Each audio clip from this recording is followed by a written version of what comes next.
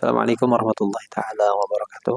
Mari kita saksikan terlebih dahulu nasihat daripada salah satu profesor pendukung para habaib dalam hal ini memberikan nasihat sekaligus tamparan terhadap para mukibinnya Kiai Mad ya, Mukimad. Yang dalam hal ini mereka terus merongrong menyerang para habaib dzurriyyahnya baginda Nabi besar Muhammad sallallahu alaihi wasallam. Para mukimat ya, mukibinya Kiai Imad. Ya, ini saya kasih pencerahan lagi ya. Wah, nggak apa-apa. Kamu mau bilang antek Yaman, antek migran apa? Terserah. Ya, saya ngomong begini supaya kalian itu nggak tambah suwe tambah apa? Nggak tambah suwe tambah dongok, supaya bisa pinter. Jadi gini, kalian itu kalau mau membatalkan nasab Ba'alawi itu, emang kamu siapa? Gak bisa. Ya, saya bilang itu gak bisa, tidak mungkin. Ya, coba misalnya ambil contoh yang lain begini. Ya, ini supaya otaknya bisa berpikir yang lebih bagus gitu ya. Coba misalnya begini, kamu bilang sama salah satu contoh marga yang lainnya, misalnya marga Nasution, itu marga Nasution di etnis Batak, itu punya leluhur yang namanya Si Baruarnan Sakti.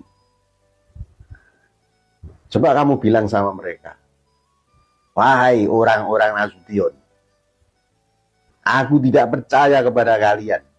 Aku tidak percaya kepada tokoh yang namanya Si Baruarnan Sakti itu. Kenapa? Karena tidak ada kitab sejaman seperti yang dikatakan Kiai Imad. Kalau tidak ada kitab sejaman, maka orang itu dianggap tidak ada dan tidak tersambung nasabnya ke leluhurnya. Wani we ngomong ngono karo marga Nasution. Nek sido diambleki raimu. Jadi sekali lagi jangan melanjutkan kebodohan semacam itu. Kalau prinsip itu kamu gunakan kemana-mana ya, itu kamu bisa membatalkan nasab siapa aja dengan prinsip seperti itu. Ya kamu dikamplengi wong akeh. Ya, bisa-bisa kamu nanti kena delik ujaran kebencian terhadap suatu golongan, di penjara iso. Nah, saya mau katakan begini. Orang kalau mau membatalkan nasab orang lain, itu persoalan hukum. Itu ada syarat formil, ada syarat material. Nah, ngerti ora? Syarat formilnya apa? Kamu harus punya, kalau di dalam istilah hukumnya itu, ius standi in judicio, atau bahasa Inggrisnya ini legal standing. Kamu harus punya hak hukum untuk melakukan itu. Jadi kamu kalau tidak menggugat itu, kamu itu sedang mengalami kerugian. Nah, tapi itu juga bukan cuma bacot aja. Syarat formil yang kedua, kamu harus mengajukannya itu ke pengadilan. Nah, pertanyaannya, pengadilan mana yang berwenang dalam hal ini? Karena yang namanya Ba'alawi itu bukan cuma di Indonesia. Ada di mana? Ada di Yaman, ada di Maroko, ya, ada di Arab Saudi, ya, ada di Irak, di mana-mana. Nah, kamu mau pilih pengadilan mana?